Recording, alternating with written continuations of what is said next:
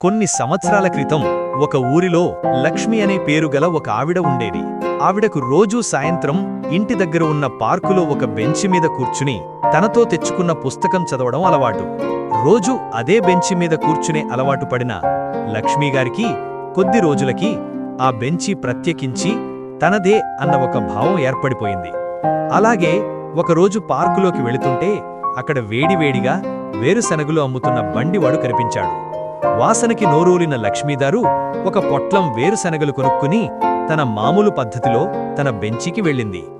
చూస్తే అక్కడ తన బెంచి మీద అప్పటికే ఒక పెద్దాయన కూర్చుని ఉన్నారు. రుసరుసలాడుతూ తన శాల్వా, పరుసు కూడా తెచ్చుకున్న ఇతర సామాన్లు చేతిలో వేరుశనగల పొట్లం పక్కన పెట్టి కూర్చుని పుస్తకం తీసింది. చదువుతూ పక్కన ఉన్న వేరుశనళ్ళు అందుకుని వలుచుకుంటూ తినడం మొదలుపెట్టింది. తీరా చూస్తే పక్కన ఉన్న పెద్దాయన కూడా అదే పొట్లంలోంచి వేరుశనగలు తీసుకుని తింటున్నారు. ఎంత పొగరు! అడగకుండానే నా వేరుశనగలు తినేస్తున్నాడు.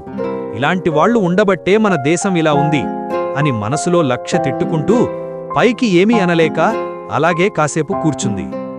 కొద్దిసేపటి తర్వాత ఎక్కడ పెద్దాయన వేరుశనగలన్నీ తినేస్తారు అని లక్ష్మిగారు కూడా పోటీపడి గబగబా మిగిలిన వేరుశనగలు వలుచుకుని తినేసింది. అన్నీ అయిపోయి చివరికి ఒక్క వేరుశనగ మిగిలింది. పెద్దాయన చిరునవ్వుతో ఇది మీరు తీసుకోండి అని లేచి చిన్నగా నడుచుకుంటూ వెళ్ళిపోయారు. లక్ష్మీగారు వేరుశనగ దొంగ అని చికాకుగా అనుకుంది.